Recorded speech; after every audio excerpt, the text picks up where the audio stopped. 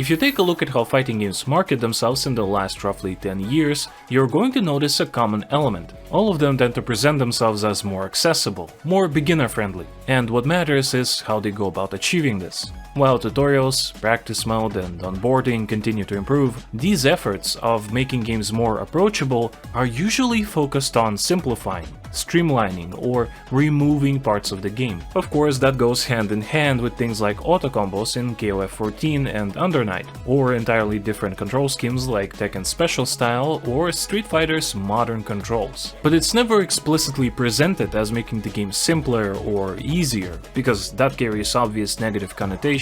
Instead, it supposedly removes the unnecessary grind, practice, or execution barriers that stand between you and the quote-unquote real fun of fighting games.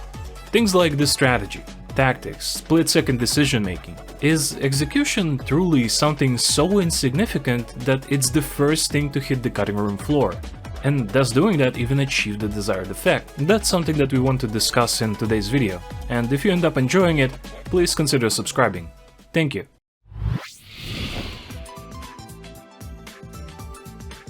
Just to make sure we're on the same page here, execution refers to the physical requirements of playing a fighting game. For example, high execution typically implies that the game will demand precision, muscle memory, dexterity, and fast reactions, while low execution implies that it will be far more forgiving on your motor skills and hand-eye coordination.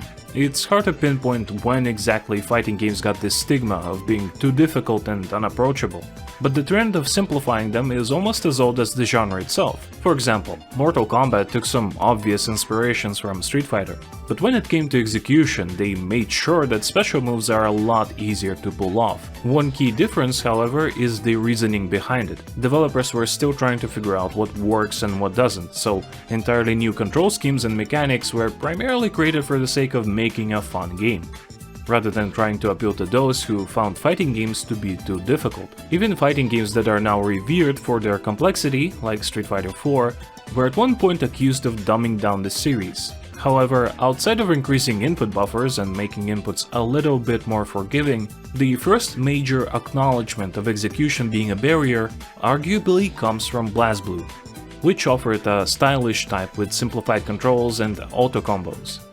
Since then, things only ramped up, to a point where we had games entirely focused on being beginner-friendly, like Fantasy Strike or Rising Thunder.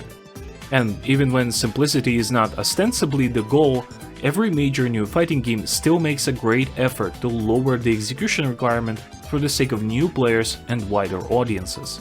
But does that actually work, and what sort of criticism such approach garners? In recent years, two games have been used as examples that simplification does indeed lead to success. Those games being Guilty Gear Strive and Street Fighter 6.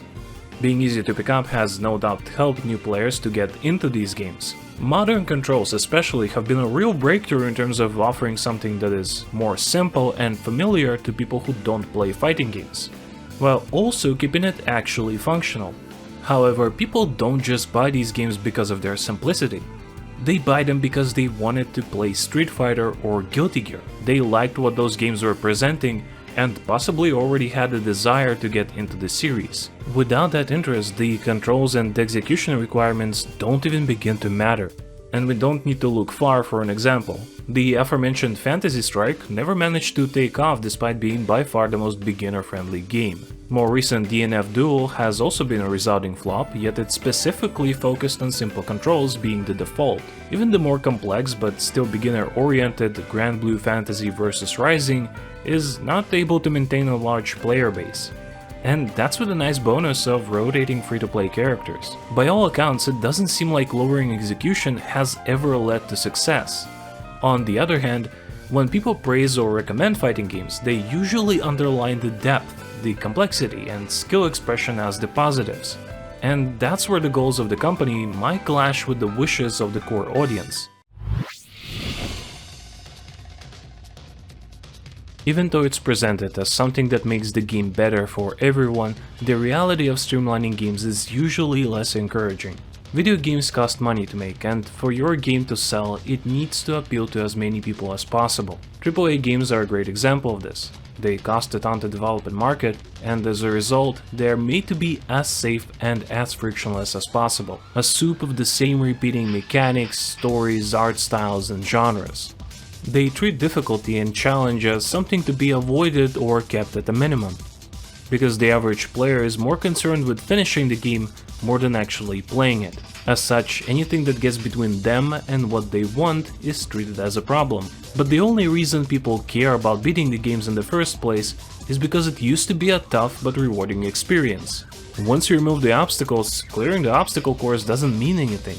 The same thing happened in fighting games, just replace beating the game with doing cool stuff. The problem is, a lot of that cool stuff, like big high damage combos, used to be locked behind execution.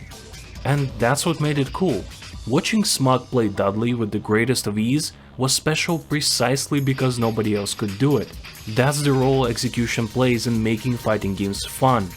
You could argue that it's bad if only a few top players can do something, since it means that the majority of the player base will never get to experience it.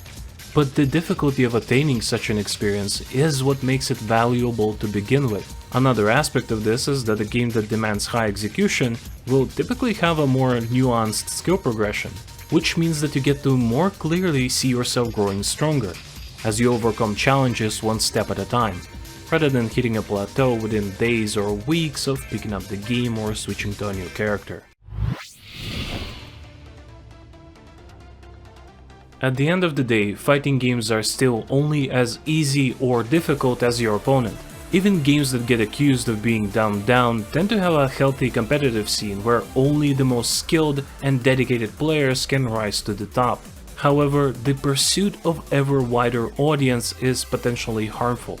It runs the risk of alienating existing fans for the sake of appealing to people who never had a real interest in fighting games to begin with.